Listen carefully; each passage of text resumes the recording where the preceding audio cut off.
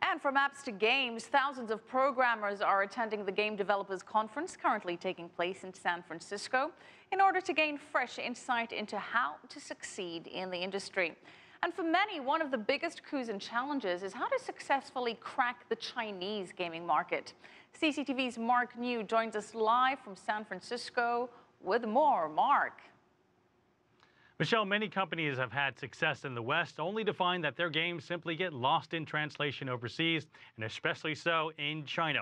Oftentimes, it isn't just the story or concept of the game that fails to catch on. Just as important are the business model and even the company's mentality. I met with one executive from an American video game developer whose company suffered its share of bumps and bruises in China before learning to survive and thrive. Popcaps' English-language PC action video game Plants vs. Zombies was a huge success in 2009, eventually leading to a billion-dollar purchase by Electronic Arts, an American developer, marketer, publisher, and distributor of video games. James Gortzman soon opened the company's first office in China. Most people said, "Are you crazy?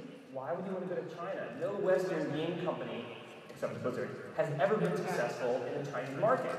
Gortzman went in with a team that was too big, resulting in a 35% staff cut.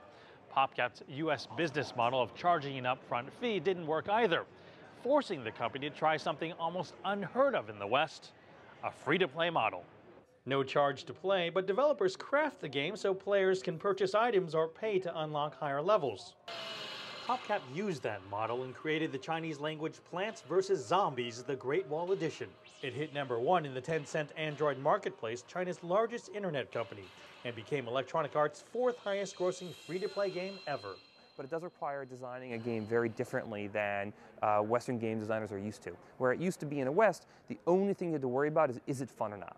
And now it's not enough to just be fun. You can be super fun and be a terrible business because you don't monetize well. So you've got to be fun and make money.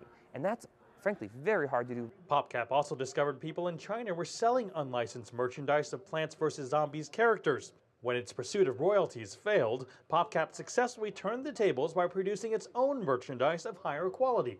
And if you go into China with a learning mindset, that you're coming there to learn new ideas, you're coming there to try out new ideas, you're coming there to find innovations, you'll set up your team very differently. You'll set up a team designed to learn, and all of the weaknesses of China, when seen through the lens of pure revenue, become strengths when seen through the lens of innovation.